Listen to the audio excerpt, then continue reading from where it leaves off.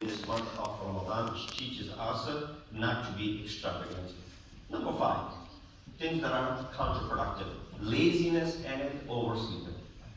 Sometimes we think that Ramadan is the opportunity where we can sleep as much as we want to, and we can be as lazy as we want to. Our boss will understand. He is also Muslim, she is also Muslim. Or now they have an awareness of what Muslims do during the month of Ramadan, so we'll tell them that, I've been fasting, so I couldn't get up early, I had to wake up 4 in the morning to eat a meal before I could begin, so then I had to go back to sleep, and I overslept, and therefore all these excuses and the laziness and fasting is not meant to disrupt your work or change your, the rhythm of the life that you have. But some people use fasting for not working.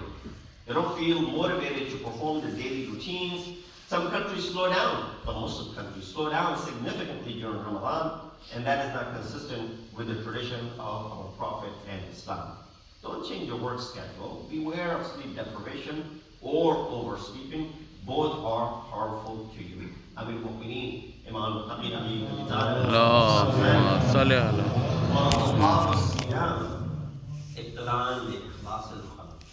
Allah subhanahu wa ta'ala made fasting mandatory so that He can indulge you into the ikhlas, the khulus, and the sincerity of the creation. So therefore, you should remain sincere to your work. You should remain sincere to your task. You should not show slacking, becoming slacking, and then showing laziness towards, and all that stuff is something which is not permissible. Number 6, getting angry, insulting others, and losing control.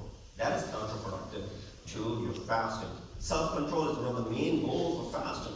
It is probably a very effective method to sharpen our tools and increase our resilience. By improving our resilience, we are better equipped to deal with the stress that is thrown in front of us, especially for the past 45 days. Since the new leadership has come, a lot of you are stressing out over where your money is going or lack of it, that how it is disappearing. So therefore, Ramadan should teach us patience and tolerance when we are insulted or provoked. It is not an excuse for venting or violence. If you have a problem with anger, fasting might be one of the tools to manage it. Why? Quran said, وَاسْتَعِينُوا بِالصَّبْرِ وَالصَّلَاةِ. Because Islam did not want you to do anything wrong from the very beginning, that is not providing tools to even stop you from that.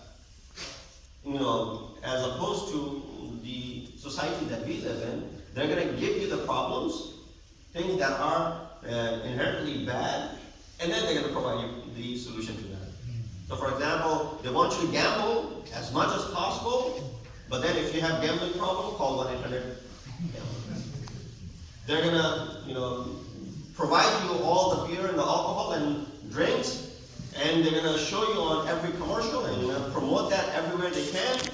And then say, well, if you have a problem, if you become alcoholic, and you can go to this center for sobriety, you can go to this center for this and all that stuff. So you provide.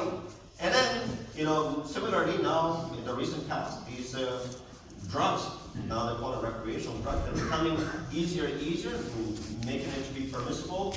And some people start calling it halal as well. So no, it still remains haram, even though they might be calling it that it is permissible to buy these drugs, legal or legalization of the drugs, that's the right word. That they become legal, it does not mean they become halal as well.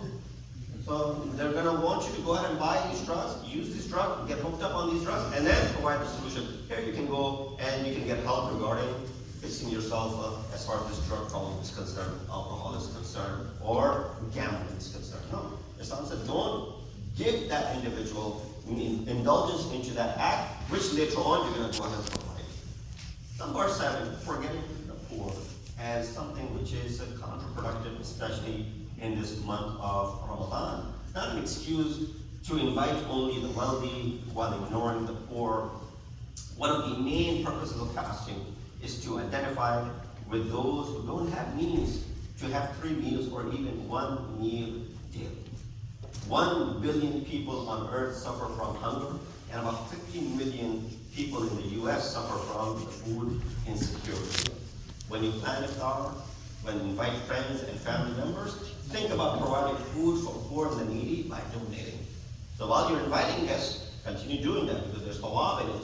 But the same amount, have heart to go ahead and give it to those whom you may not know or you may not be able to invite into your house. Sixth Imam, Imam al-Sadiq. اللهم صل على إنما فرض الله الصيام ليستوي به الغني والفقير.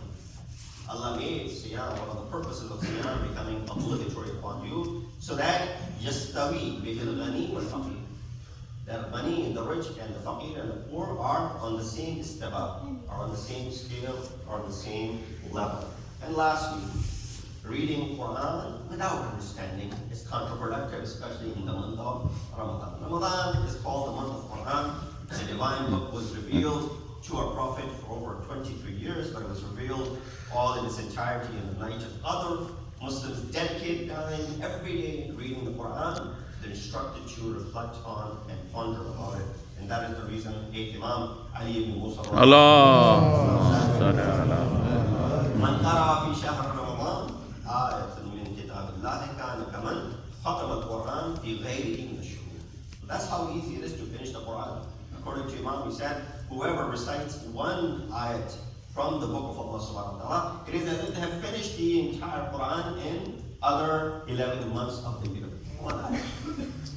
So finishing the Quran is not the skill, finishing the Quran is not the race, rather understanding the Quran is the actual meaning that has to be. So we must raise the bar this Ramadan, make it a month of positive behavioral and communal change. Quitting eating and drinking from dawn to dusk is the only first step, but what follows is far more significant. We ask Allah subhanahu wa ta'ala to give us the tawfiq and ability to remove these things if we are indulging in these counterproductive things, especially in the last 2 weeks or so that are remaining from the shadow of Ramadan.